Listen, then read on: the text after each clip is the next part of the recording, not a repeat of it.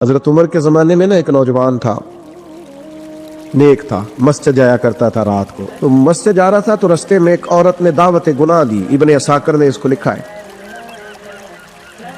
تو نوجوان تھا، خواہشات تھی، کچھ طبیعت مائل ہو گئی. ابھی ادھر جا ہی رہا تھا کہ کسی نے آیت پڑھ دی، والی من خاف مقام ربی جنتان، جو رب کے سامنے کھڑے ہونے سے ڈرے گا اللہ 2 جنتیں دے گا. واقعی ڈر گیا، وہ واقعی ڈر گیا. اتنا ڈرا کہ بے ہوش ہو کے گر پڑا. بیماری سے لوگ بے ہوش ہوتے ہیں، پیسے ڈوب گئے بے ہوش ہوتے ہیں، بچے کے غم میں بے ہوش ہوتے ہیں. سچ بتاؤ کبھی خوف خدا سے بھی بے ہوش ہوتا کوئی دیکھا ہے؟ ہمارے ہاں تو روز مرہ ہی نہیں ہے بھائی. اور بڑی باتیں ہیں بے ہوش ہونے کی، ڈرنے کی، غش کھانے کی. بے ہوش ہو کے گر پڑا. بوڑھے باپ کو کسی نے بتایا بچہ بے ہوش پڑا ہے، اٹھا کے گھر لائے. گھر لا کے کہا بیٹا کیا ہوا؟ نوجوان ہے، چڑھتی جوانی ہے، پر پاکیزہ بڑی ہے. کہنے لگا ابا جی گناہ کی طرف چلا گیا تھا، پر میں نے آیت سن لی جو اللہ کے سامنے کھڑے ہونے سے ڈرے گا رب 2 جنتیں دے گا. میں ڈر گیا تھا، رب واقعی 2 جنتیں دے گا.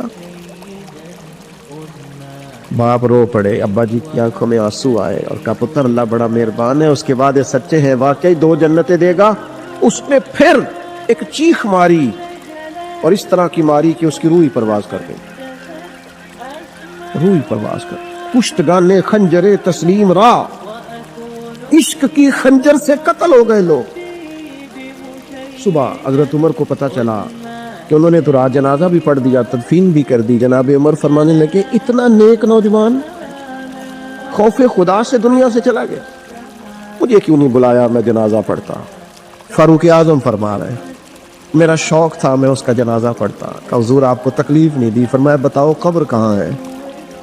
کہ کامل پیر انہاں دے باہو قبر جنہ دی جیوے.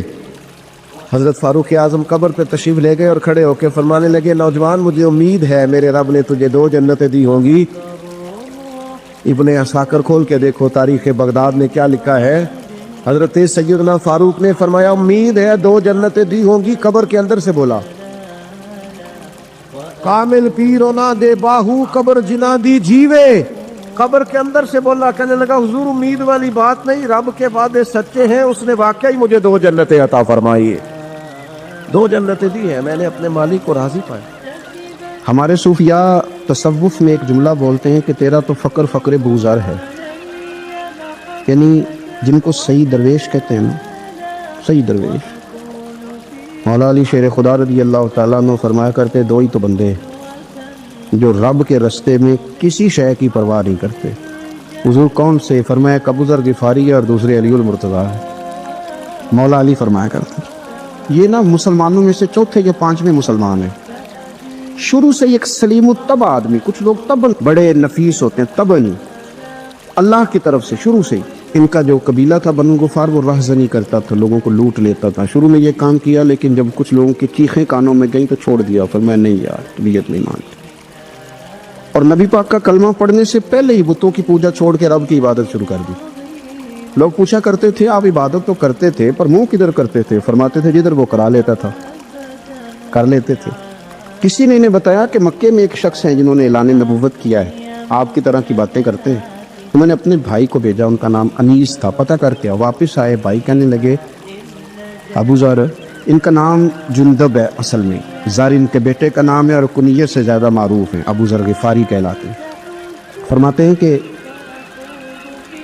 بھائی نے آ کے بتایا کہ وہ نیکی کا حکم دیتے ہیں، برے کاموں سے منع کرتے ہیں، صلہ رحمی کا پیغام دیتے ہیں، لیکن لوگ سارے مخالف ہیں. یہ چیز بھی بڑی کاؤنٹ ہوتی ہے، اسے نہ کاؤنٹ کیا کریں. لوگوں کی ترجیحات بدلتی ہیں، صبح کچھ دوپہر کچھ شام کچھ، اسے نہ کاؤنٹ کریں. انہوں نے اس بات کو کاؤنٹ کر کے بتایا کہ لوگ ان کے جو ہیں نا وہ مخالف ہیں سارے. تو حضرت ابو ذر غفاری کہنے لگے مجھے تسلی نہیں ہوئی، میں خود جا کے پتہ کروں گا. کہتے ہیں مکہ شریف آیا تو کسی ایسے آدمی سے پوچھ بیٹھا، میں تو کچھ اور سمجھا تھا وہ کچھ اور نکلا. مکے والوں نے بڑا مارا. مکے پہنچ کے پہلی جو چیز ملی وہ مار کھانے کی تھی. اب میں ڈرتے کسی سے پوچھتا ہی نہ، بھوک بھی بڑی تھی، رہنے کو جگہ نہیں تھی، حرم شریف میں لیٹا رہتا تھا. میرے نصیب دیکھو مجھے ایک شخص نے نا آ کے ہلایا. کہنے لگے اگر مناسب سمجھے تو میں آپ کو دیکھ رہا ہوں کافی دیر سے، آپ کوئی پردیسی ہیں، آپ کا اپنا مہمان نہ بنا لوں. تو میں نے کہا آپ کا کیا نام ہے؟ کہنے لگے میرا نام ہے علی ابن ابی طالب۔ کہتے ہیں مولا کائنات گھر لے گئے، کھانا بھی کھلایا، جگہ بھی دی، سونے کو خدمت بھی کی، لیکن چونکہ میں تو پہلے ایک سے پوچھ کے مار کھا بیٹھا تھا، میں نے پوچھا نہیں میں کدھر آیا ہوں۔ رات رہے، اگلی رات بھی رہے، لیکن میں نے بتایا نہیں میں کس کام آیا ہوں۔ حضرت ابو ذر غفاری رضی اللہ تعالیٰ عنہ کہتے ہیں خود ہی مولا علی نے پوچھا بتا سکتے ہو کیسے آئے ہو؟ میں نے کہا رات رکھ لو گے؟ فرمایا بڑا کشادہ سینہ دیا ہے رب نے مجھے۔ تو بات تو کہنے لگے یار میں تو محمد مصطفیٰ کی زیارت کرنے آیا صلی اللہ تعالیٰ علیہ وسلم۔ یہ بے نیاز لوگوں میں سے ہیں حضرت سیدنا ابو ذر غفاری۔ میں حضور کی زیارت کے لیے ہوں۔ حضرت علی کہنے لگے سویرے لے چلوں گا۔ انسان بزدل نہیں ہوتا، ہر انسان بزدل نہیں ہوتا، اور بلا وجہ ٹکراؤ کی پالیسی بنا لینا یہ بھی سیانے لوگوں کا کام نہیں۔ حکمت کے تقاضوں کے مطابق چلنا یہ بھی دلیر لوگوں کا ہی کام ہوتا ہے۔ حضرت مولا علی کہنے لگے صبح لے کے چلوں گا، پر حالات ٹھیک نہیں۔ شرارتی لوگ ہر جگہ ہوتے ہیں، اگر کوئی شرارتیوں کا ٹولہ ملا نا جو کھڑا ہوگا جاسوسی کرنے کے لیے کہ حضور کی طرف کون کون جا رہا ہے، تو میں نیچے جھکوں گا جوتے کا تسمہ ٹھیک کرنے کے لیے، لیکن آپ نے نہیں کھڑے ہونا، آپ نے چلتے رہنا ہے تاکہ کسی کو شک نہ ہو۔ کہتے اس ترتیب سے حضرت علی مجھے لے کے گئے، میں حضور کی بارگاہ میں پہنچا۔ مولا علی کہتے ہیں بڑے بڑے لوگ سوال کرتے تھے، اور یہ شروع سے سلیم الطبع تھے، مجھے کہہ لینے دینا، انہوں نے ماننا ہوتا ہے وہ لمبے سوال کرتے ہی نہیں۔ مان جو لیا تو لمبے سوالوں کی ضرورت ہی کوئی نہیں۔ کہتے ہیں لوگ بڑے بڑے سوال کرتے تھے، پر ابو ذر نے 2-3 باتیں پوچھی اور آگے جا کے کہنے لگے حضور ہاتھ بڑھائیں مجھے کلمہ پڑھائیں۔ نبی پاک صلی اللہ علیہ وسلم نے کلمہ پڑھایا، فرمایا باہر جا کے نا ابھی ذکر کرنا کہ تم مسلمان ہو گیا، یہ ماریں گے۔ عرض کی حضور انہیں مارنے دے، میں آیا بھی مار کھانے نہیں ہے، انہیں مارنے دے نا۔ پڑا فلک کو کبھی دل جلوں سے کام نہیں، دار دلوی نے کہا تھا پڑا فلک تو کبھی دل جلوں سے کام نہیں، اور جلا کے راکھ نہ کر دوں تو داغ نام نہیں۔ ماری تو کھانے آئے ہیں، مارنے دے، کرنے دے زور جتنا لگانا ہے لگانے دے۔ باہر جا کے اعلان کیا، مکے والوں نے مارا، اتنا مارا کہ بے ہوش ہو گئے۔ پھر کسی نے بتایا کہ تم نے گزرنا بھی ہے ان کے علاقے سے، بنو غفار سے، پھر ان کا پتہ بھی ہے یہ لوگ بڑے سخت ہیں، پھر چھوڑا۔ تبن بڑے جلالی تھے، زاہد مزاج تھے، فرماتے تھے کہ جو تمہاری ضرورت سے زیادہ ہے وہ سارا صدقہ کرو۔ کنز کے معاملے میں ان کا رویہ یہ تھا، صرف حضرت صدیق اکبر کو کچھ نہیں کہا انہوں نے، باقی حضرت عمر جیسے آدمی کو بھی کھڑا کر کے کہہ لیتے تھے یہ مال کیوں رکھا ہوا ہے خزانے میں، بانٹتے کیوں نہیں سارا؟ اور جناب عثمان غنی رضی اللہ تعالیٰ عنہ کے ساتھ تو باقاعدہ کئی دفعہ اس موضوع پر گفتگو کی۔ وہ کہتے تھے کہ جب اللہ کہتے ہیں قرآن میں کہ مال دولت جمع نہیں کرنی، تو وہ جو لوگ تھے وہ بھی بڑی شانوں والے تھے، وہ کہتے تھے کہ اللہ نے جب زکوٰۃ فرض کی تو مال جمع ہوتا ہے تو زکوٰۃ فرض ہوتی ہے نا، جب فطرانے کا کہا تو مال ہوتا ہے تو فطرانہ آتا ہے نا۔ تو آپ جو کہہ رہے ہیں وہ ٹھیک ہے، پر آپ اعلیٰ بات کر رہے ہیں تقوی کی، سارا بانٹو۔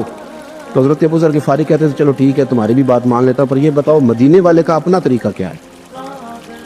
کہ بھائی حضور کا طریقہ تو وہی ہے جو آپ بتا رہے ہیں۔ تو فرمانے لگے پھر اس رستے نہ چلے جو رستہ مدینے والے رسول کا ہے، اور حضور سے نبی پاک سے عشق کرتے بڑا کھل کے۔ یہ صحابہ صفہ میں سے تھے۔ کلمے پڑھنے کے بعد چونکہ طبیعت جلالی تھی تو حضور نے بھیج دیا، فرمایا واپس جاؤ اپنے قبیلے میں تبلیغ کرو۔ واپس گئے، بھائی کو مسلمان کیا، والدہ کو مسلمان کیا، قبیلہ سارا مسلمان کیا، وہیں رہے۔ ہجرت مدینہ کے بعد آئے تبوک کے موقع کے قریب، اور حضور نے صحابہ صفہ میں رکھ لیا۔ نوکری کرتے مدینے والے رسول، دلیر آدمی تھے، بڑا قبیلہ تھا، پر ڈیوٹی کرتے، ڈیوٹی خدمت کرتے۔ ایک بیٹا تھا زار اس کا نام تھا، اس کی ڈیوٹی لگائی تم نے میرے نبی پاک کے اونٹ چرانے۔ ڈاکو آئے تو صاحبزادہ اونٹوں کی اونٹنیوں کی حفاظت کرتے شہید ہو گیا۔ اور یہ انوکھا بندہ ہے جس نے شرط لگائی تھی کہ میں نے کالی سیاہ رنگ کی عورت سے شادی کرنی ہے، یہ انوکھا بندہ ہے۔ ایک بیٹی تھی، ایک بیٹا، بیٹا شہید ہو گیا، بیوی سے کہا تم نے نبی پاک کے گھر میں خدمت کرنی ہے، حضور کے گھر والوں، اور میں نبی پاک کی نوکری کروں گا۔ حضور کی خدمت کرتے، ہر وقت خدمت میں رہتے۔ اور حضور جب آتے نا، صحابہ صفہ میں یہ شامل تھے جو لوگ دین سیکھتے، حضور جب آتے تو سب سے پہلے آ کے حضرت ابو ذر غفاری کا پوچھتے، بلائیں، اور جب بات کرتے حضور تو بار بار ان کو مخاطب کر کے بات کرتے۔ حضرت ابو ذر غفاری رضی اللہ تعالیٰ عنہ کا نبی پاک سے اتنا پیار کہ ہماری بھی مشکل حل کر دی۔ ابو داؤد شریف میں موجود ہے، ایک دن کہنے لگا یا رسول اللہ صلی اللہ علیہ وسلم، اگر کوئی بندہ کسی سے پیار بڑا ہی کرے پر اس جیسے عمل نہ کر سکے، کوشش کرے کر نہ، لوگ ہمیں کہتے ہیں نا جی پیار بڑا، عمل بھی تو کرو نا، بھی کرنا چاہیے، پر انسان ہے نا، غلطی بھی تو ہو ہی جاتی ہے۔ اب ہم عمل نہیں کر سکتے تو تم ہمیں پیار بھی نہیں کرنے دو گے، مہربانی کرو پیار تو کرنے دو نا۔ حضرت ابو ذر غفاری نے کہا، ابو داؤد شریف میں موجود ہے، یا رسول اللہ सल्लल्लाहु ताला अलैहि वालैहि वसल्लम हुजूर प्यार बड़ा करे पर उन जैसे अमल ना करे तो हुक्म क्या है? तो हुजूर ने फरमाया प्यार सच्चा करे, अल्लाह क़यामत के दिन जिससे मोहब्बत करेगा ना उसके साथ ही दोनों को इकट्ठा फरमा देगा। तो हज़रत अबू ज़र ने फ़ौरन कहा हुजूर फिर मुझे आपसे भी बड़ा प्यार है, रब से भी बड़ा प्यार है। फरमाया फ़िक्र ना करना, जन्नत में इकट्ठे ही जाएंगे। इतनी मोहब्बत रसूल पाक की ज़ात के साथ हुजूर की नौकरी करने, एक दिन खिदमत करते करते सो गए। हुजूर मस्जिद में आए पता करने कि अबू ज़र आराम कर रहा है। ये भी मज़ा होता है, ख्याल रखना अपने दरवेशों का, क्या खाया क्या पिया कहाँ सोए। हुजूर रात को आए, ये सोए हुए, फरमाते हैं हुजूर ने मेरा अंगूठा हिलाया, मैं उठ के बैठ गया, हुजूर भी मेरे पास बैठ गए। तो मैं अबू ज़र बड़ा प्यार करते हो? सुने आपको पता ही है। कहा यार तू बड़ी नौकरी करता है, एक दिन वो भी आएगा जिस दिन तुझे मेरी मस्जिद और मेरे शहर से जाना पड़ेगा, फिर क्या करोगे? फर्ज की हुजूर किसी की ताकत है मुझे आपके शहर से निकाले, मैं तलवार निकाल लूँगा। नबी पाक ने फरमाया तलवार ना निकालना, यहाँ तुम्हें भेजा जाए चुप करके चले जाना। हुजूर कब तक? फरमाया जब तक अल्लाह तेरी और मेरी मुलाकात नहीं करा देता, यानी विसाल तक। ये वाहिद शख्स है कि हुजूर के विसाले ज़ाहिरी का वक्त आ गया तो फरमाया कोई मेरे अबू ज़र को बुलाओ। जब ये आए तो हुजूर लेटे हुए थे, ये झुके नबी पाक की तरफ, हुजूर में हाजिर हो तो हुजूर ने पकड़ के सीने के साथ लगा लिया। मेरे रसूल पाक सल्लल्लाहु अलैहि वसल्लम की खिदमत में एक दफ़ा अर्ज़ करने लगे हुजूर मुझे सूबे का गवर्नर बना दे। तो नबी पाक ने फरमाया अबू ज़र मैं ओहदे पसंद नहीं करता, तो तुम्हें भी मैं कहता हूँ ओहदा ना लेना, तुम्हें भी कहता हूँ ओहदा ना लेना। फरमाया अबू ज़र मैं जो चीज़ अपने लिए पसंद करूँगा तुम्हें भी उसी का मशवरा दूंगा, तुम बंदे अच्छे हो और ये काम तुम्हारे बस का नहीं है। बड़े जाहिद आदमी मेरे रसूल करीम सल्लल्लाहु ताला अलैहि वसल्लम ने इनके बारे में फरमाया जिस तरह नबियों में हज़रत ईसा अलैहिस्सलाम हुए। हज़रत ईसा देखे ना, अंबिया में अल्लाह ताला ने हर किस्म की अज़मत नबियों को दी। जनाबे सुलेमान अलैहिस्सलाम का तो तख्त भी हवा में उड़ता था, जिन तक ताबेदार थे। और नबियों में हज़रत ईसा भी हैं जिनके पास घर भी कोई नहीं, शादी भी कोई नहीं की, ईंट सराहने रख के तकिया बनाते। एक उनके पास कंघी थी और एक प्याला था। देखिए जो बंदा नेक हो ना वो भी नेक है, अल्लाह के नबी हैं। आप अपना तकवा मुसल्लत नहीं करेंगे, जो वो कर रहे हैं वो भी मुखलस होकर कर रहे हैं। हुकूमतें जो चलानी है तो वो किसने चलानी है? अगर नेक बंदे नहीं आएंगे तो गलत लोग आएंगे, कौमों पे जुल्म करें, वो भी अपनी जगह ठीक है। लेकिन ये जो कर रहे हैं ये बात भी अपनी जगह बिल्कुल ठीक है। हम पता क्या करते हैं, हम चीज़ों को मुसल्लत करते हैं, एक दूसरे पर मुसल्लत नहीं करें चीज़ों को। आप जो कर सकते हैं, जो रास्ता आपको सही लगता है इख्तियार कर लें, यही तो हमारे दीन का हुस्न है। ये सारे रास्ते वाज़े करके हमें दिखाता है। हज़रत ईसा अलैहिस्सलाम ने एक दिन देखा कि एक बंदा ना उंगलियों के साथ अपने बाल सीधे कर रहा है, तो आपने फरमाया यार कंघी के बगैर भी काम चल सकता है, कंघी भी खैरात कर दी। देखा एक बंदा हाथ का तकिया बना के लेटा है, तो फरमाया ईंट भी दे दो किसी के काम आ जाए। एक दिन देखा कि एक बंदा ना यूं चुल्लू में पानी पी रहा है, फरमाया प्याला भी रहने दो, इसके बगैर भी काम चल ही जाता है। आपके गुलाम असलम फरमाते हैं रात को मैं और जनाब उमर निकले थे तो एक मकान में हमने देखा कि एक औरत ने ना, उसके बच्चे बार बार शोर कर रहे हैं और वो कुछ पका रही है, आवाज़ आ रही है। तो हज़रत उमर ने दरवाजे पे दस्तक दी, कौन है दरवाजे? कहा मैं एक गुलाम हूँ।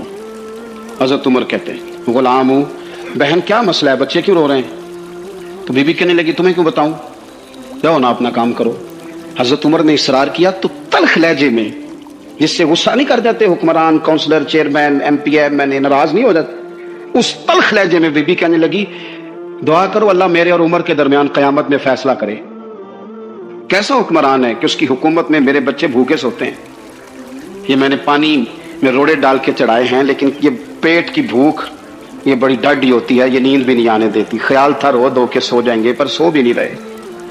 हज़रत फारूक आज़म दौड़े गए, घर से सामान अनाज गल्ला कंधे पे रखा। खादिम कहते मैंने कहा कि मुझे दे दें। फरमाने लगे चल तू वादा करना क़यामत में भी मेरे बोझ उठाएगा। हुजूर नहीं, वो तो मेरे बस की बात नहीं। फरमाया फिर मुझे करने दे। दौड़े आए, उस खातून के दरवाजे पर ला के वो चीजें रखी। कहा बहन अगर तू पर्दा कर ले तो ये गुलाम ना आज खाना पका दे तेरे बच्चों। फिर वो घी चढ़ा के चीनी डाल के कुछ सामान पकता था, वो खाना पकाया। गुलाम कहते हैं जब फूंके मारते थे तो दाढ़ी से धुआं निकलता था, आग जलाते थे धुआं निकलता। फिर खाना पकाया, फिर उन बच्चों को खिलाया।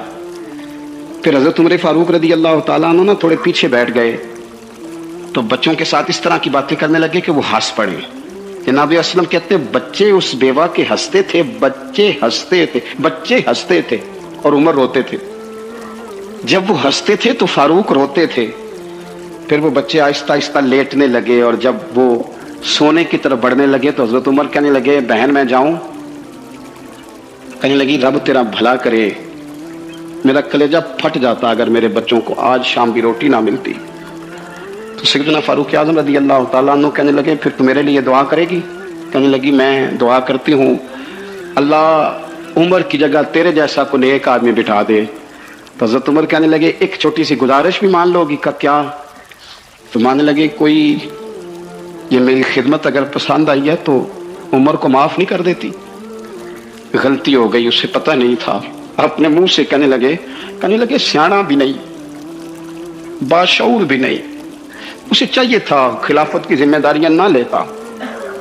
लेकिन हजरत सिद्दीक ने कहा तो वो मान गया, लेकिन बहन मैं उसे जानता हूं, बुज़दिल बड़ा है, कमजोर बड़ा है, ज़ईफ बड़ा है, अगर तू क़यामत में उसकी शिकायत लगाएगी तो बड़ा कमजोर पड़ जाएगा, उसके लिए मुश्किल हो जाएगा। तो कहने लगी अच्छा अगर तू इतनी सिफारिश करता है तो जा, मैंने उमर को माफ किया। हजरत फारूक आज़म ने चेहरे से कपड़ा हटाया तो बीबी कहने लगी ओखो आप उमर है? आप फरमाने लगे मैं जो भी हूं तू वादा कर चुकी है कि तूने उमर को माफ किया।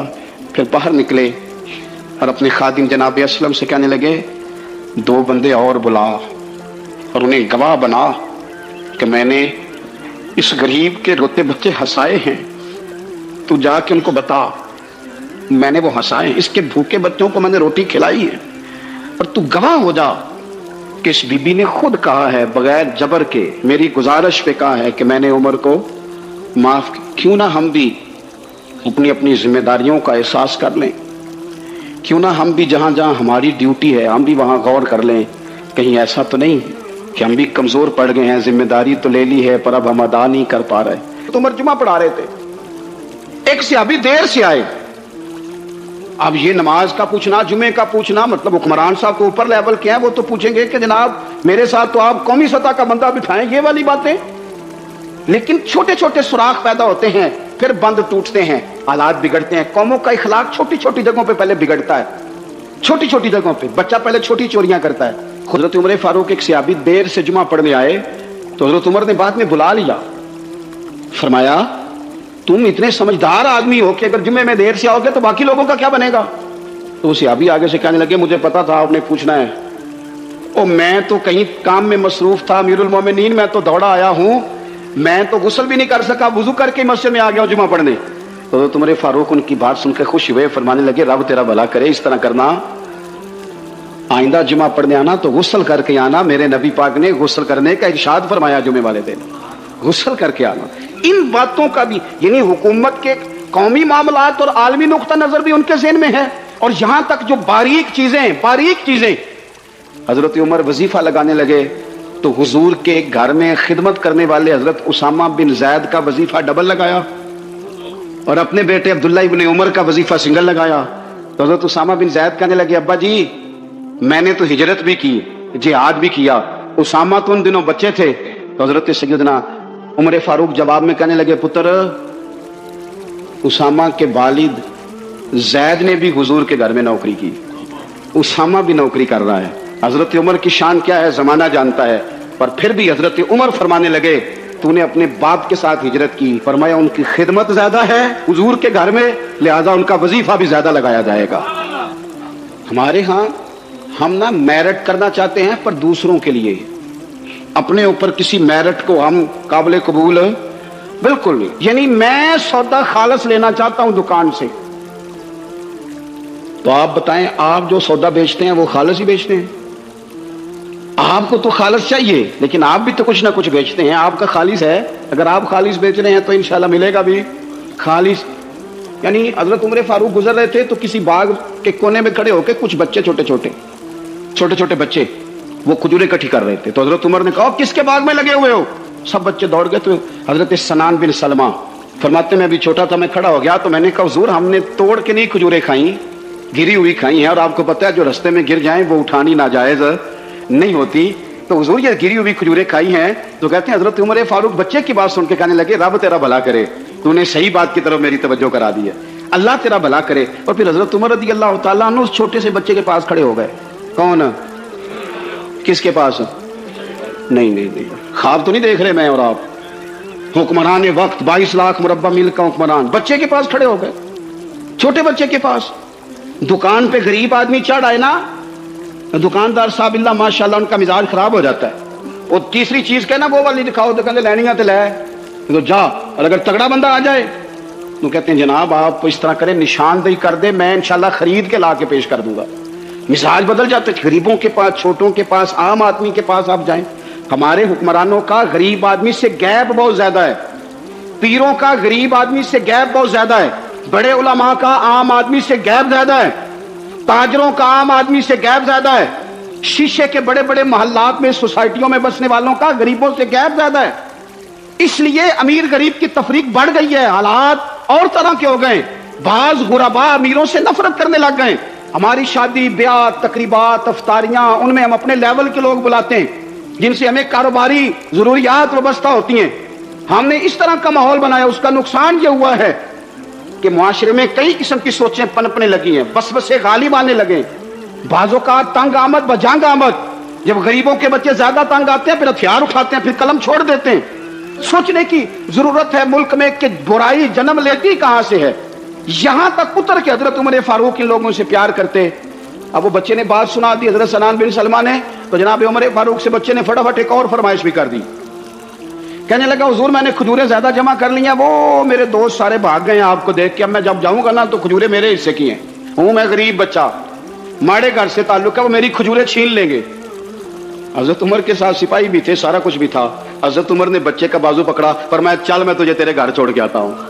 हजरत उमर उस गरीब के दरवाजे पे दस्तक दे के कहा तेरा पुत्र था, पकड़ के इसलिए लाया हूं कोई अमीर ज्यादा इस गरीब के बच्चे को तंग ना कर सके, अल्लाह कोई एक भेजना हजरत फारूक आजम का मानने वाला जो गरीब के बच्चे का बाजू थामे और उसे कहे कि कोई अमीर ज्यादा इस पर जुल्म नहीं करेगा, कोई इसे थप्पड़ नहीं मारेगा, कोई इसके हिस्से के नंबर नहीं लेगा, कोई इसकी जगह रिश्वत दे के नौकरी पे नहीं बैठ जाएगा, कोई इसकी जगह पैसे दे के आगे नहीं बढ़ जाएगा। कोई आए ना जो अश्क शोई करे, जो आंसू पूछे लोगों के, लेकिन यहां तो मंजिल उन्हें मिली है जो शरीके सफर न थे। मेरे अजीजों, इस नहज पर दीन ने हमें असबाक पढ़ाए। इस नहज पर चादरें आई थी माले गनीमत में, ढेर सारी चादरें, ढेर सारी। हजरत उमर ने सहाबा किराम अलैहिम रिदवान की अज़वाज पर, सहाबियात पर वो चादरें तकसीम कर दी। एक चादर बड़ी खूबसूरत निकली अंदर से, तो सब कहने लगे हुजूर ये ना खातूने अव्वल के लिए सूट करेगी, आपकी अहलिया के लिए सूट करेगी, कभी आप घर ले जाए ना, ये सबसे बेहतर है। तो ये हजरत उमर की बालग नजरी है। वो क्या बंदा हुआ जिसकी हर जगह नजर ही ना हो। हजरत सैयदना उमर फारूक रज़ी अल्लाह तआला अन्हु कहा जनाब ये चादर बड़ी हसीन है, आपके घर वालों पे जचेगी। तो हजरत उमर फरमाने लगे नहीं, एक सहाबिया है हजरत उम्मे सुलैत रज़ी अल्लाह तआला अन्हा, उन्हें बुलाओ, ये चादर उन्हें दूंगा। हुजूर उस खातून को ये चादर देने की वजह भी तो बयान करें। तो हजरत उमर फरमाने लगे जब ओहद में ढेर सारे लोग जख्मी हो गए थे और भगदड़ मच गई थी और हालात खराब हो गए थे, तो फरमाया मैंने अपनी आंखों से देखा कि उस इमरजेंसी की हालत में भी जनाब उम्मे सुलैत मिशकीजा पकड़ पकड़ के जख्मियों को पानी पिला रही थी। उस खातून की खिदमात है उम्मत के लिए, उसने ड्यूटी की है सहाबा के लिए, लिहाजा उस औरत का ज्यादा हक बनता है कि उसको ये एजाज दिया जाए। मेरिट की बुनियाद पर तकसीम होगी, रिश्तेदारी की बुनियाद पर, ताल्लुक की बुनियाद पर नहीं होगी। इसका हक ज्यादा बनता है, इसका दर्जा ज्यादा बनता है, खिदमात ज्यादा है, इसने अपनी ड्यूटी ज्यादा अच्छे तरीके से सर अंजाम दी है। जब तक चीजें आप वुसअत कल्बी नहीं लाते अपनी तबीयत में, जब तक आप गुंजाइश ज्यादा पैदा नहीं करते। हजरत उमर छोटी चीजों का, मस्जिद नबवी शरीफ में आपने देखा दो लोग ऊंची आवाज में बात कर रहे हैं, तो हजरत उमर ने फरमाया बुला के लाओ, बुला के लाया। फरमाया तुम्हें पता नहीं है हुजूर की मस्जिद है, ला तरफऊ अस्वातकुम फौका सौतिन नबी, ए पाए नजर होश में आ, ये कुव्वे नबी है, आंखों से भी चलना यहां बेअदबी है। तो पता नहीं वहां सारे नारे ही गलत हैं, किसी के मुर्दाबाद का नारा हो तो वो भी गलत, और किसी के जिंदाबाद का नारा हो तो वो भी गलत। वहां एक की नारा सिर्फ अच्छा लगता है, वो क्या है, या रसूल अल्लाह उन्जुर हालना, या हबीब अल्लाह इस्मा। वहां एक की नारा अच्छा लगता है कि सोने आ गए हैं, नजरे करम हो जाए, या रसूलुल्लाह पहुंच गए हैं, रोजे दे दवाले ने गुलामा दियां टोलियां, और वेखो एक पिया सुनदा करोड़ां दियां बोलियां। وہاں یہی نعرہ اچھا لگتا ہے، لب باں ہے، آنکھیں بند ہیں، پھیلی ہیں جھولیاں، کتنی مزے کی بھیک تیرے پاک در کی ہے۔ اور قربان جاؤں اپنے امام پر، اس قلم پہ باری جس سے وہ لکھا کرتے تھے، کہنے لگے کعبے کا نام تک نہ لیا، طیبہ ہی کہا۔ پوچھا جو تھا کسی نے کہ عظیمت کدھر کی ہے، ان کے طفیل حج بھی خدا نے کرا دیے، ورنہ اصل مراد حاضری تو اس پاک در کی ہے۔ تو حضرت فاروق اعظم رضی اللہ تعالیٰ عنہ نے نا ان دو لوگوں کو بلایا اور بلا کر کے فرمانے لگے کہاں کے رہنے والے ہو، کہاں سے آئے ہو؟ نے کہا جی ہم طائف کے رہنے والے ہیں۔ فرمایا تمہیں پتہ نہیں یہ نبی پاک کا روزہ ہے، حضور کی مسجد ہے، یہاں آواز اونچی نہیں کرتے، تمہیں خبر نہیں؟ اور پھر حضرت عمر فرمانے لگے اگر تم مدینے کے رہنے والے ہوتے تو میں تمہیں کوڑے مارتا، میں تمہیں سزا دیتا، تمہیں پتہ نہیں کہ کس طرح کا مزاج اور ماحول ہونا چاہیے۔ تو حضرت فاروق اعظم رضی اللہ تعالیٰ عنہ کی جو خدمات ہیں، آپ تو بازاروں میں جب جاتے تھے نا تو فرماتے تھے ہمارے بازار میں صرف وہ بندہ آ کے کام کرے جو دین کا علم جانتا ہے، جسے تجارت کے اصول پتہ ہیں، وہ آئے، دوسرے کو بیٹھنے نہیں دیتے تھے۔ اپنی مزاج کے لحاظ سے، اپنی طبیعت کے لحاظ سے مخلوق کے لیے دلوں میں نرمی رکھتے تھے، مزاج میں نرمی۔ بیٹھے تھے حضور کے صحابہ حضرت عمر کے گرد، دوست یار پرانے باتیں ہو رہی تھیں، تو حضرت عمر کہنے لگے دور خلافت چل رہا ہے جناب عمر کا، میں کہہ چکا ہوں کہ ہمیں ضرورت متقی پرہیزگار لوگوں کی ٹیم کی ہے، ان لوگوں کی ضرورت ہے جن کے دل میں درد ہو، جو تقوی والے ہوں، جو مخلوق کے خدا کے بارے میں گنجائش رکھتے ہوں۔ حضرت عمر کے گرد دوست آپ بیٹھے ہیں، تو حضرت عمر کہنے لگے چلو اپنی اپنی کوئی خواہش ہی بتاؤ۔ تو چونکہ حالات بڑے خراب تھے، قحط کا دور تھا، بعض جگہوں پہ غریبوں کو بڑی مشکل تھی، تو سب لوگوں نے صدقات اور خیرات کی ہی بات کی۔ ایک صاحب کہنے لگے میرا دل کرتا ہے کہ زمین غلے اور اناج سے بھر جائے ساری اور میں اللہ کی مخلوق میں بانٹ دوں۔ تو دوسرے نے کہا میرا دل کرتا ہے سونے چاندی سے زمین بھرے اور میں رب کی مخلوق پر تقسیم کر دوں۔ ایک تیسرے صحابی بھی فرمانے لگے میرا دل کرتا ہے سونے چاندی سے نہیں، ہیرے جواہرات سے یہ زمین بھرے اور میں اللہ کی مخلوق میں بانٹ دوں۔ سب اللہ کی مخلوق پر کرم کرنے کی، رحم کرنے کی، تقسیم کرنے کی بات کر رہے تھے۔ تو پھر بول کے کہنے لگے عمر آپ بھی تو بتائیں نا، آپ کی بھی تو کوئی خواہش ہوگی نا۔ تو حضرت عمر دیر تک خاموش رہے، پھر ٹھنڈی آہ بھری، فرمانے لگے میرا دل کرتا ہے یہ زمین حضرت معاذ بن جبل جیسے لوگوں سے بھر جائے، میرا دل کرتا ہے یہ زمین حضرت حذیفہ بن یمان جیسے لوگوں سے بھر جائے، میرا دل کرتا ہے یہ زمین حضرت ابو عبیدہ بن جراح جیسے لوگوں سے بھر جائے، یہ زمین ان لوگوں سے بھر جائے اور میں پھر ان سب لوگوں کو ساتھ ملا کے زمین پہ رب کی اطاعت کا چلا نام کر دوں، لوگوں کو رب رسول کا فرما بردار بنا دیا جائے، خیر والے لوگوں سے زمین بھرے۔ میری خواہش یہ ہے جب خیر والے لوگوں سے زمین بھر جاتی ہے پھر معیشت بھی ٹھیک ہو جاتی ہے، معاشرت بھی ٹھیک ہو جاتی ہے، دفاعی محاذ پر بھی لوگ کامیاب ہو جاتے ہیں، تعلیم اور صحت کے شعبوں میں بھی مضبوطی آتی ہے۔ شرط یہ ہے تم نے پوچھی ہے امامت کی حقیقت مجھ سے، خدا تجھے میری طرح صاحب اسرار کرے، ہے وہی تیرے زمانے کا امام برحق جو تجھے حاضر و موجود سے بیزار کرے اور موت کی شکل میں دکھلا کے تجھے رخ یار زندگی تیرے لیے اور بھی دشوار کرے۔ وہ لوگ جو مضبوطی لائے معاشرے میں، جن کا علم، بردباری، تقوی، یہ چیزیں مضبوطی، ہمارے ہاں کوئی منصوبہ بندی نہیں۔ جن بیچاروں کے کشکول کل پھیلے تھے ان کے آج بھی پھیلے ہیں، کسی بھی اشارے پر 2 منٹ کے لیے بریک لگتی ہے تو 4 بھکاری آپ کی گاڑی کا شیشہ بجاتے ہیں۔ اب بعض اشاروں پر ٹول پلازوں پر لکھ کے لگا دیا گیا ہے یہ پیشہ ور بھکاری ہیں، ان کو خیرات نہ دیں۔ لیکن میرا سوال یہ ہے کہ ان سارے بھیکاریوں کو ایک جگہ پہ کھڑا کر کے پوچھنا کس نے ہے کہ تم بھیک کیوں مانگ رہے ہو؟ ان کے گھروں تک ان کے ساتھ کس نے جانا ہے؟ کون آدمی ہے جو جا کے ان سے کہے گا کہ جناب تم کیوں خیرات کے لیے کھڑے ہو، تمہاری مجبوری کیا ہے؟ کہ ریاست کی، حکومت کی، تاجر کی، مالدار کی، تگڑے آدمی کی یہ ڈیوٹی نہیں؟ ان تک رسائی کس نے حاصل کرنی ہے؟ وہ بیوہ جو پچھلے سال دروازے پہ زکوٰۃ لینے آئی تھی وہ اس سال بھی آئی ہے، وہ خاتون جس سے پچھلے سال آٹے کا تھیلا دیا تھا وہ اس سال بھی آئی ہے، وہ خاتون جو پچھلے سال 4 بچوں کو ساتھ لے کر کے چھوٹوں کو آئی تھی وہ آج بھی اسی طرح کشکول طلب دراز کیے ہوئے ہے۔ اور حضرت عمر کیا فرماتے ہیں؟ سیدنا فاروق اعظم رضی اللہ تعالیٰ عنہ ارشاد فرماتے ہیں، اس کو امام بہقی نے اور امام سیوطی نے نقل کیا ہے، حضرت عمر فرمایا کرتے تھے کہ اگر میں زندہ رہا تو عراق والوں میں تمہاری بیواؤں کے لیے ضرورت کا اتنا سامان کر جاؤں گا کہ بی بی جب تک زندہ رہے گی کسی کی محتاج نہیں ہوگی۔ اس کے لیے اس طرح کے اسباب پیدا کر دیے جائیں گے کہ اسے حاجت نہیں ہو. اس کے لیے مستقل بنیادوں پر اس کے اخراجات دیکھ کر اس کے لیے اہتمام کر دیا جائے. اسے دوبارہ کشکول طلب دراز کرنے کی ضرورت نہیں پڑے گی. ایک صحابی تھے حضرت جناب سیدنا خفاف بن ایمار غفاری رضی اللہ تعالیٰ. انہوں نے بڑا کردار ادا کیا تھا میدان احد میں، انہوں نے اور ان کے صاحبزادے نے. تو ان کی بیٹی ایک دن حضرت عمر کے پاس آئی. اب وہ بیٹی بیاہ کے جا چکی تھی، اس کی شادی ہو گئی تھی. حضرت خفاف بن ایمار رضی اللہ تعالیٰ عنہ کی صاحبزادی اپنے سسرال چلی گئی تھی، وہاں اس کا خامد انتقال کر گیا. وہ خاتون واپس آ گئی، وہ حضرت عمر سے ملی، بیوہ عورت. اس بیوہ خاتون نے آ کے یہاں تو میرے بھائی وہ فوجی بیچارے جن کی بیویاں، جن کو ایک تقریب میں تو خوب ایوارڈ دینے کے لیے بلایا جاتا ہے، میں نے یتیمی کا وقت گزارا ہے، مجھے پتا ہے کہ 2-4 مہینے لوگ آ کے کہتے ہیں کوئی حکم ہوا تو 10 آ جائے. پھر جب 1 سال گزر جاتا ہے تو پھر لوگ کہتے ہیں 4 بھرا نے کام کیوں نہیں کر دے. تو ایسے تو نہیں نا کہ ابا ایسے ہی چلا گیا تھا، بڑا کچھ دے کے گیا ہے، کدھر ہے فلانی چیز. لوگوں کا نظریہ تھوڑے عرصے کے بعد اور ہو جاتا ہے. آپ نے بڑے بڑے شہداء کے گھروں میں ایوارڈ تو دیے، کیا کبھی آپ نے پلٹ کر دوبارہ غور کیا کہ ان کے بچے کہاں ہیں، ان کی بیوہ کس حال میں ہے، وہ زمانے کی تیز دھوپ اور تیز آندھی کا مقابلہ کیسے کر رہے ہیں بغیر باپ کے. جو انسان کو کھلے آسمان تلے وقت گزارنا پڑتا ہے وہ کتنا کو مشکل ہوتا ہے، وہ کس طرح ٹائم گزار رہے ہیں، یہ کبھی سوچا لوگوں نے؟ یہاں تو نرنگیے سیاست دوران تو دیکھیے منزل انہیں ملی ہے جو شریک سفر نہ تھے، جو نکلے ہی نہیں تھے وہ منزل تک پہنچ گئے، اور جنہوں نے جوانیاں گزار دی وہ رستے میں رہ گئے.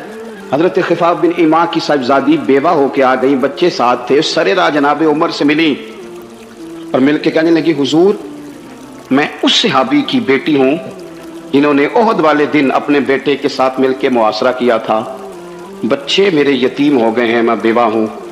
حضرت فاروق اعظم رضی اللہ تعالیٰ عنہ نے فہرست نہیں مانگی، خرچے کی ڈیٹیل نہیں مانگی، تم آنا فلانے سے ملنا، پرسوں 9 بجے آ جانا دفتر، یہ کوئی بات نہیں کی. حضرت عمر غور سے کھڑے اس بیٹی کی بات سنی، چھم چھم سیدنا فاروق کی آنکھوں سے آنسو گرے، دوڑ کے گھر گئے، ایک اونٹ نکالا، وہاں سے مال غنیمت کا مال کے بھر کے 2 بوریاں، اور بوریوں میں کیا تھا؟ چاندی بھی تھی، نقدی پیسے بھی تھے، کچھ ضرورت کا سامان بھی تھا، غلہ بھی تھا. 2 بوریاں بھر کے اونٹ پہ رکھ کے خود لگام اس بیٹی کے ہاتھ میں تھما کے کہا پتر سامان بھی تیرا ہے، اونٹ بھی تیرا ہے، اور یہ نہ سمجھنا یہی کچھ تجھے دیا ہے، جب یہ ختم ہوگا تو رب تیرے لیے اور بندوبست فرمائے گا.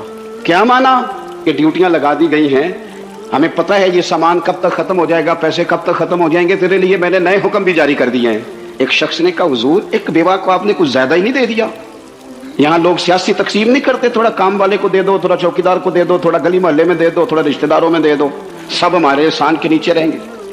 کہا ایک ہی خاتون کو آپ نے اتنا نہیں دے دیا. تو حضرت عمر ناراض ہو گئے، فرمانے لگے تجھے تیری مار ہوئے، میری نظروں میں آج بھی وہ جلوہ موجود ہے جب اس کا باپ اور بھائی میدان احد میں کافروں کے خلاف لڑائی کر رہے تھے، آج تک میری نظر میں موجود ہے. تو کہتا ہے میں نے زیادہ دے دیا.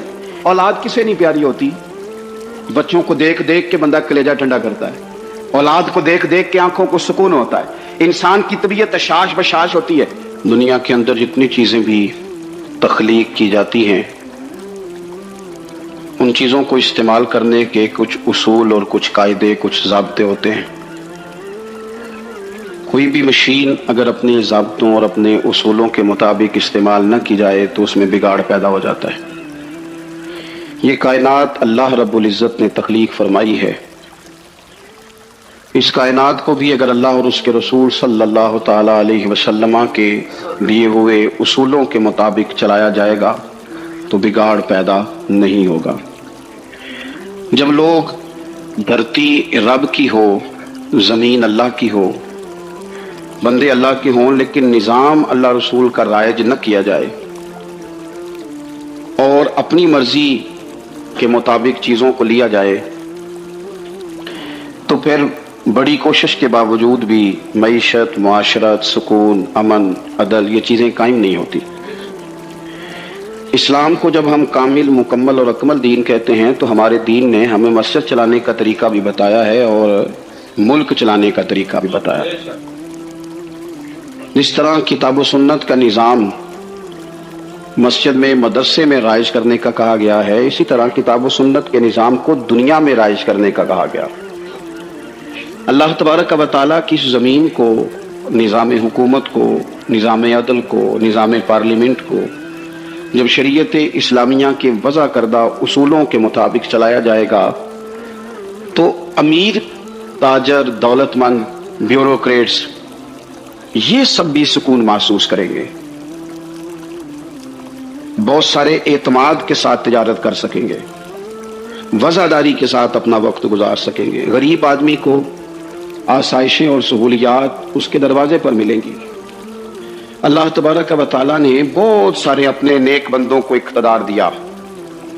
رب کریم نے حضرت داؤد علیہ السلام کو ملکوں کا بادشاہ بنایا، حضرت سلیمان علیہ السلام کو اللہ تعالیٰ نے اقتدار دیا، اللہ تعالیٰ نے حضرت یوسف علیہ السلام کو اقتدار عطا فرمایا، اور پھر قربان جائیں اللہ تعالیٰ نے میرے نبی کریم علیہ السلام کو اقتدار عطا فرمایا۔ حضور سید عالم صلی اللہ تعالیٰ علیہ وسلم نے بحیثیت ایک سربراہ مملکت کے وہ سارے کام اپنے سامنے حضور نے کیے۔ نبی پاک علیہ السلام رحمت للعالمین ہیں، کسی شخص کی ذرا سی تکلیف حضور کو سونے نہیں دیتی، لیکن حضور نے اپنے سامنے نفاذ کرایا۔ اگر کسی کو کوڑے لگنے کی ضرورت تھی تو فرمایا اس کو لے جاؤ، وہاں باندھو، کوڑے مارو۔ اگر کسی شخص پر چوری کی، زنا کی کوئی حد جاری کرنی تھی تو حضور نے اپنے سامنے وہ جاری کروائی، نفاذ عملی قانون کا اپنی نگاہوں کے سامنے کروایا۔ ایک سربراہ مملکت کس طرح سے وقت گزارتا ہے اور اسے کس طرح سے چیزوں کو لینا ہے، یہ ساری چیزیں اللہ کے محبوب علیہ السلام نے ہمیں کر کے، بتا کے، سکھا کے ہمارے لیے دستور چھوڑا۔ ہم نے آہستہ آہستہ آہستہ آہستہ یہ کیا کہ جس طرح عیسائیوں کے پوپ، انہوں نے مذہب کی تشریح یہ کی کہ غاروں میں رہنا ہے، دنیا سے کٹ کے رہنا ہے، یا پنڈتوں اور جوگیوں نے جو مزاج دیا تھا وہ ماحول ہم نے طاری کیا۔ اسلام کو ہم نے جز وقتی بنایا، کل وقتی نہیں بنایا۔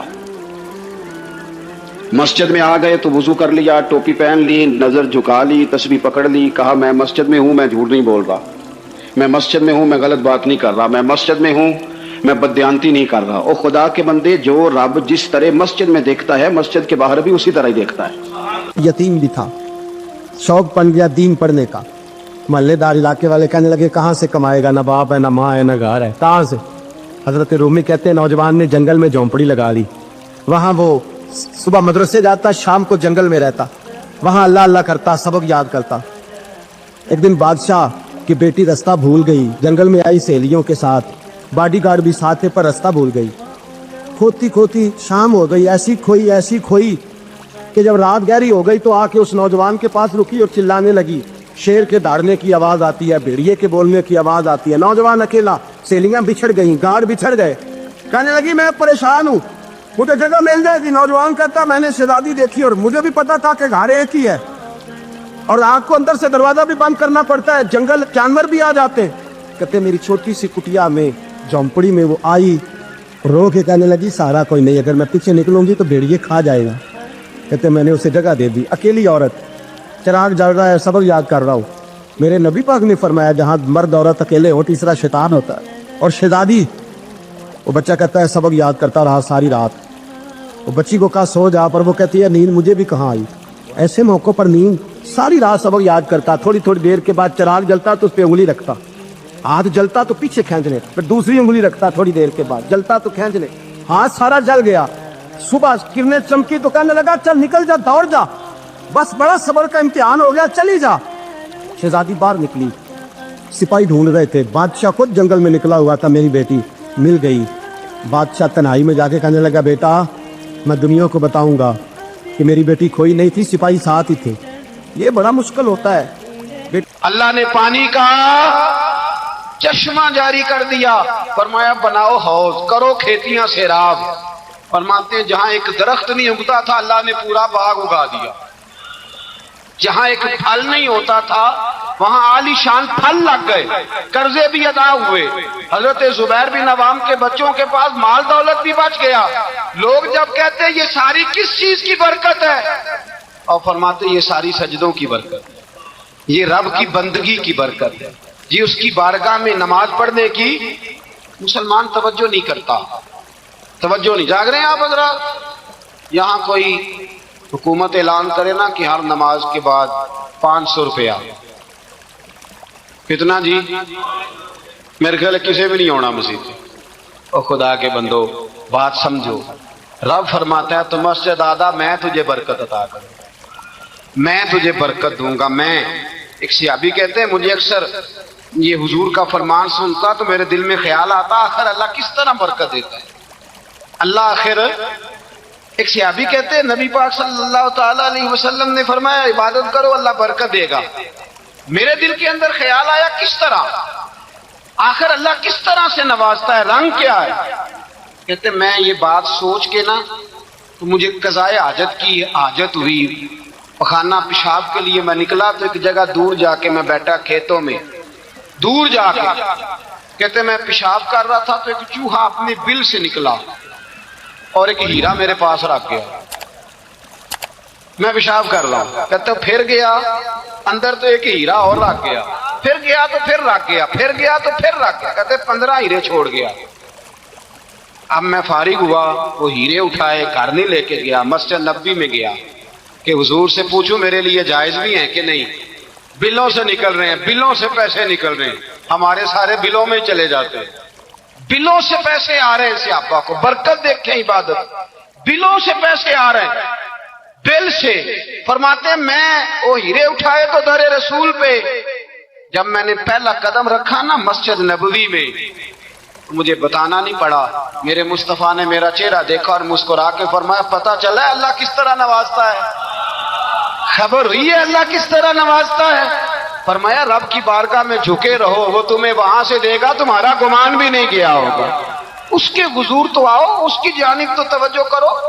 بندگی کی اپنی ایک لذت ہے، سجدے کا اپنا ایک ذائقہ ہے۔ اگر آپ نبی کریم سید عالم صلی اللہ تعالی علیہ وسلم کی عبادات کو ملاحظہ کریں نا تو سرکار کی زندگی میں کثرت ہے عبادت۔ اعلان نبوت سے پہلے کتنے کتنے مہینے حضور غار حرا میں عبادت کرتے، تنے تنہا، حرم کعبہ قریب تھا لیکن وہاں رش ہوتا تھا، لوگ ہوتے تھے۔ فرمایا میں اکیلے میں اپنے رب کو منانا چاہتا ہوں۔ کتنے کتنے ایام حضور غار حرا میں عبادت کرتے۔ پھر صحابہ کرام علیہم رضوان فرماتے کہ مدینہ منورہ میں حضور کا یہ رنگ ہوتا، اتنے لمبے سجدے کرتے کہ لگتا روح مبارک کی پرواز کرتے، اتنے لمبے سجدے کرتے۔ حضرت سیدنا معاذ بن جبل رضی اللہ تعالیٰ عنہ فرماتے ہیں 3 دن ہو گئے حضور چلے گئے، مدینے میں نظر ہی نہیں آ رہے۔ صحابہ پریشان، ابو بکر صدیق، عمر فاروق، عثمان غنی، مولا علی ڈھونڈتے پھرتے، حضور سید عالم صلی اللہ علیہ وسلم کا پتہ نہیں۔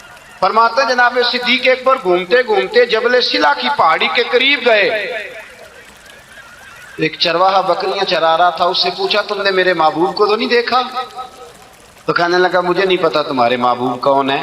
ایک آدمی آج 3 دنوں سے غار میں رو رہا ہے، اتنی شدت کے ساتھ روتا ہے کہ میری بکریاں جا کے غار کے سامنے بیٹھ گئے، بکریاں بھی روتی ہیں، میں بڑا کھینچتا ہوں پر لوٹتی نہیں، رات کو گھر لے کے جاتا ہوں تو جاتی نہیں، سویرے باڑے سے نکالتا ہوں تو دوڑی ہوئی آتی، پھوٹ پھوٹ کے روتی ہیں، لیکن حال یہ ہے کہ دودھ پہلے سے بھی زیادہ دیتی ہیں۔ حضرت ابو بکر صدیق کہنے لگے یہی تو میرے رسول پاک علیہ الصلوۃ والسلام کے نبی ہونے کی علامت۔ اس صحابہ کو بلایا، 3 دن سے حضور سجدے میں، کتنے دنوں سے؟ یہاں سجدہ لمبا ہو جائے تو امام کے پیچھے لوگ بھاگنے لگتے ہیں کہ صاحب آپ تو فارغ ہیں، مجھے تو ڈیوٹی پہ بھی جانا تھا۔ 3 دن سے حضور سجدے میں، اتنا طویل سجدہ، اتنا طویل۔ صحابہ کہتے ہیں قدموں میں جا کے لگے، محبوبہ بس کریں آ جائیں۔ حضور نے فرمایا رب نے سورہ ہود نازل کر دی ہے، سخت حکم آ گئے ہیں۔ وہ کہتا ہے میں تیری امت سے حساب پوچھوں گا، میں اپنے رب کو منا رہا ہوں، بکر جاؤ مجھے منا لینے دو۔ حضور نے ہمیں بتلایا ہے کہ رب کو سجدہ کریں تو رب مانتا ہے، اس کو منانے کا طریقہ سجدہ کرنا ہے، جھکنا ہے، عبادت کرنا ہے۔ کہا وہ مانے گا تو میں آؤں گا۔ تڑپ گئے صحابہ۔ اور ایک روایت ایسی بھی ہے کہ جب بات نہ بنی تو حضرت فاطمہ سے عرض کی، حضرت فاطمہ شام کا سناٹا چھایا، اپنے آپ کو کپڑوں میں لپیٹا، دائیں بائیں شہزادوں کے لیا تو حضور کی بارگاہ میں گئیں، کہنے لگی محبوبہ بس کریں گھر آ جائے، مدینہ سونا ہو گیا ہے، مسجد نبی کی دیواریں بھی روتی ہیں، یا رسول اللہ ستون مجھ سے آپ کا پوچھتے ہیں گھر آئیں۔ نبی پاک نے فرمایا فاطمہ تو بھی دعا کر، میں بھی دعا کرتا ہوں۔ حضرت فاطمہ بھی ساتھ والے کونے میں سجدے میں گر گئی، پھر دعا ہوئی، پھر التجا ہوئی، حضرت جبریل آئے، کہنے لگے محبوبہ رب کہتا ہے سار اٹھاؤ، وَلَسَوْفَ يُؤْتِيكَ رَبُّكَ فَتَرْضَىٰ، اللہ فرماتا ہے میں آپ کو اتنا دوں گا کہ آپ مجھ سے راضی ہو جائیں گے۔ حضرت سعدی رحمۃ اللہ نے لکھا ہے کہ ایک درویش کہتا ہے کہ میں نے دیکھا کہ کعبے کا میں طواف کرنے گیا تو رات کے وقت ایک شخص پتھر پہ سر رکھ کے روتا ہے اور کہتا ہے مالک مہربانی کرنا، میں نے 40 سال تیری ڈیوٹی کی ہے، میری کو 2-4 دن کی قبول کر لینا، میں نے 40 سال تیری نوکری کی، قبول فرما لینا، قیامت میں رسوا نہ کرنا۔ وہ شخص کہتے بزرگ کہتے میں سمجھا کو بڑا گناہگار ہے، تو میں جا کے اسے تسلی دیتا ہوں، میں کہتا ہوں کوئی نہیں فکر نہ کر، اللہ بڑا کریم ہے، وہ بڑا گناہگار ہے، رو رہا ہے۔ کہتے ہیں جب میں قریب گیا اور میرے قدموں کی آہٹ اس بزرگ کے کانوں تک گئی اور انہوں نے سر اٹھایا تو میں تو تڑپ گیا۔ یہ تو بغداد کے پیر غوث اعظم جیلانی ہے۔ اب دیکھو نا، راتی ساری کر زاری نیند اکھاں کی توندے تے فجرے اوہی گناہگار کہاون سب تو نیویں ہوندے۔ کہا میں نے 40 سال کی ہے تیری ڈیوٹی، تیرے دین کی نوکری، کو 2-4 دن کی، چل زیادہ نہیں، تو اسے قبول کر لینا تاکہ بات بن جائے۔ قبولیت کا خوف، قبولیت ہو جائے تو اچھی نیتیں، اچھے ارادوں کے ساتھ نیک اعمال اور کچھ چیزوں سے بچا جائے، کچھ چیزوں سے بچا جائے تاکہ نیکیاں ضائع نہ ہو جائیں، بچا جائے۔ ایک تو اگر زبان بے قابو ہو نا، لفظ اگر آوارہ ہو، جملے اپنی مرضی کے نکلیں تو پھر نیکیاں ضائع ہو جاتی۔ اگر بہت بولنے کی عادت ہو اور جو مرضی کہہ دینے کی عادت ہو اور اپنے غصے پر کنٹرول کا مزاج نہ ہو تو پھر نیکیاں برباد ہو جاتی۔ کچھ لوگ ایسے ہوتے ہیں جو بڑے بہترین کام والے ہوتے ہیں لیکن ان کی زبان سے ڈر آتا ہے، ان کے جملوں سے خوف آتا ہے، ان سے محبت کا رشتہ ہوتا ہے، تعلق ہوتا ہے، لیکن ان کے ساتھ گزارا نہیں ہوتا، اس لیے کہ وہ نیک بھی ہیں، نمازی بھی ہیں، حاجی بھی ہیں، پرہیزگار بھی ہیں، لیکن زبان سے تیر برساتے، ان کے جملے نہیں ہوتے، ان کے نشتر ہوتے ہیں جو دلوں کو گھائل کرتے۔ ایسا آدمی اپنی نیکیاں ضائع کر بیٹھتا ہے۔ بڑے بڑے جملے بولنا مسلم شریف میں موجود ہے، نبی اکرم صلی اللہ تعالی علیہ وسلم نے فرمایا ایک شخص نے قسم اٹھا کے کہا تھا اللہ فلانے کو معاف نہیں کرے گا، تو فرماتے ہیں رب کریم نے فرمایا یہ کون ہے جو میرے اوپر قسمیں اٹھاتا ہے، اسے جا کے کہہ دو، وہ بظاہر جسے گناہگار سمجھ کے تو نے کہا تھا نا اللہ اسے معاف نہیں کرے گا، جا اسے کہہ دو میں نے اسے معاف کر دیا ہے۔ اور یہ جو تو حاجی نمازی نیک پرہیزگار بنا پھرتا تھا اور قسمیں اٹھاتا تھا رب فلانے کو معاف نہیں کرے گا، اسے کہو تیرے سارے عمل برباد کر دیے، نئے سرے سے عمل کرنا شروع کر، تیری ساری پچھلی نیکیاں ضائع کر دی۔ تو کون ہوتا ہے قسمیں اٹھا کے کہنے والا، زبان کو کنٹرول نہ رکھنے والا میرے بندوں کے بارے میں؟ اور ٹھیک ہے آپ داڑھی والے ہیں، ٹھیک ہے آپ پگڑی والے ہیں، ٹھیک ہے آپ مسواک کرتے ہیں، ٹھیک ہے آپ نماز پڑھتے ہیں، لیکن علم پڑھے دا مان نہ کریے مت آکھی میں پڑھیا، او تے جبار کہار کہاوے متے روڑ دیوی دودھ کڑیا۔ آپ نیک ہیں تو اس کا مطلب ہے آپ کو جس کو مرضی گناہگاری کا آپ سرٹیفکیٹ جاری کرتے پھریں گے؟ آپ نمازی ہیں تو آپ باہر نکل کے جنت کی ٹکٹیں بانٹیں گے؟ آپ سخی ہیں تو آپ کہتے پھریں گے فلانا دیتا کچھ نہیں، فلانا بانٹتا کچھ نہیں؟ کس نے اختیار دیا؟ اللہ کے بندوں پر جرت کا اختیار کس نے دیا؟ ہو جی فلانا اگر بخشا گیا تو میں بھی بخشا جاؤں گا، یہ بات کرنے کی اجازت کس نے دی؟ فلاں قوم اگر جنت میں چلی گئی تو پھر ہم نہیں روکے جائیں گے؟ اتنی بڑی جرت، اتنی بڑی بات! تو کون ہوتا ہے رب کی جنت اور کے بارے میں فیصلے کرنے والا؟ ایک ذات ہے جو کسی کے لیے جنت کا فیصلہ کرتی ہے اور کسی کو دوزخ کی سزا سناتی ہے، وہ مدینے والے رسول کی ذات ہے۔ बाकी किसी को ये हक हासिल नहीं है कि वो किसी के बारे में ये फैसला करे कि अल्लाह उसे माफ नहीं करेगा। तू कौन होता है? तेरी हैसियत क्या है? वो पीर हो, वो मौलवी हो, वो मुफ्ती हो, वो कोई भी हो, रब सब पर करम फरमाने वाला है। किसी को इजाजत नहीं किसी के बारे में ये डिग्री जारी करने की, किसी को इजाजत नहीं। लिहाजा ये कमजोर बातें करना, ये कच्ची बातें करना और जनाब नेकी करके तो फिर बड़े बड़े बोल बोलना, किसने इजाजत दी? मैं मिंबर पे बैठा हूं और मुझे सालों बीत गए तबलीग का काम करते। मैं ऐसे लोगों को जानता हूं जिनका बिल्कुल नाम नहीं आता, लेकिन उन्होंने अपनी जिंदगी में करोड़ों रुपए राह खुदा में खर्च किए।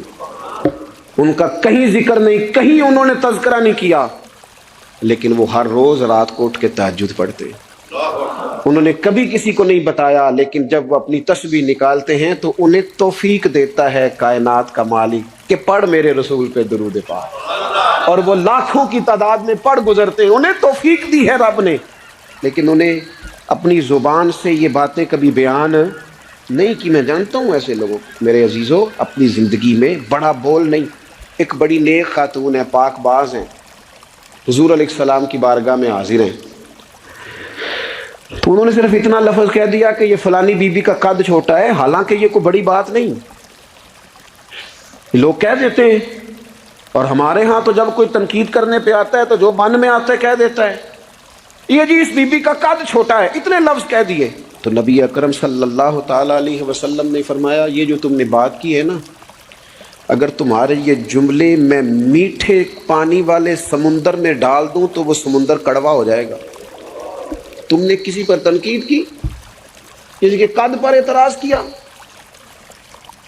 ये तालीम उम्मत के लिए हुजूर ने बात इरशाद फरमाई, वरना वो खातून, उनकी तो बड़ी अजमत है। लेकिन रसूलुल्लाह सल्लल्लाहु ताला अलैहि वसल्लम ने हमें बताया, हमें समझाया, हमें सिखाया कि तुम अपने बोल की वजह से, अपने लफ्जों की वजह से अपनी नेकियां जाया ना कर बैठना।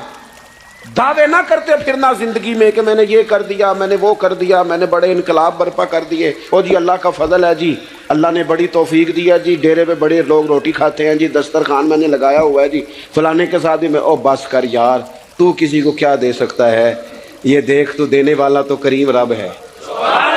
तू 100 को दे के 200 को दे के बताता है, वो पता नहीं किस किस को अता फरमाता है। हजरत इब्राहीम खलील अलैहिस्सलाम बगैर मेहमान के रोटी नहीं खाते थे। एक दिन मेहमान आया, ये नबियों की शान है, पैगंबरों की शान है। एक दिन मेहमान आया तो फरमाने लगे बिस्मिल्लाह पढ़। वो किसी और नजरिए का था, ना पढ़ सका, फरमाने लगे जा कहीं और रोटी खा ले, अगर नहीं पढ़ता तो। उठ के चला गया तो रब करीम ने फरमाया, खलील कितनी उम्र हो गई इस बंदे की? तो मालिक बूढ़ा हो गया है। फरमाया इसने कभी मेरा नाम नहीं लिया, मैंने तो टुक्कर कभी बंद नहीं किया, मैंने तो नहीं कभी बंद किया, मैं तो देता हूं, अता करता हूं। यहां लोग कहते हैं जा तेरी तनख्वाह काटी गई, यहां लोग कहते हैं जा तेरे इतने दिन के फुला मामलात खत्म हो गए, जा निकल इधर से, मैं देखता हूं कौन तुझे रोटी पे रखता हूं, बस कर। वल्लाहु खैरुर राज़िकीन, रिस्क देने वाला और बेहतर देने वाला मेरा रब करीम है। इसलिए बड़े जुमले नहीं। मेरे नबी अकरम सल्लल्लाहु ताला अलैहि वसल्लम ने फरमाया, बेशक बड़े बोल और बुरी आदतें तुम्हारे नेक अमाल को इस तरह बिगाड़ देती हैं जिस तरह सिरका शहद को बिगाड़ देता है। लिहाजा मेरे दोस्तों, अमल करना है फिर उसे छुपाना है, क्योंकि जिस चीज़ को बंदा छुपाता है ना, उसे कीमती समझता है।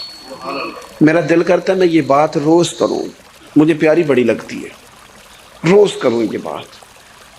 पाक रसूल की पाक औलाद, इज्जत वाले नबी का इज्जत वाला घराना, इमाम ज़ैनुल आबिदीन, इतने इतने मोटे मोटे पुश्त पर निशान थे, मोटे मोटे।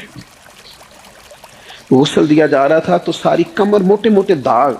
आजकल पीर का चेहरा भी नूरानी होना बड़ा ज़रूरी है ना, नूरानी होना। और हज़रत बिलाल भी बड़े ही पीर हैं, अगरचे हबशी नस्ल हैं पर बड़े पीर हैं। लिहाजा ये कुछ चीज़ें ऐसी हैं जो लोगों ने अपनी मर्जी से तय कर ली हैं। इसमें शक नहीं कि हुजूर ने फरमाया है कि जिसे देख के रब याद आए वो अल्लाह का वली है। लेकिन सिर्फ गोरे रंग देख के रब याद नहीं आता, रंग सावला भी हो पर रब के अनवार बरस रहे हो तो रब याद आ ही जाता है। तो मेरे दोस्त, یہ ذرا بات کو سمجھنا اور اسے یاد رکھنا، اتنے اتنے موٹے پشت پر نشان، غسل دیا جا رہا ہے۔ لوگوں نے بیٹے سے پوچھا یہ حضرت صاحب کو کیا ہے؟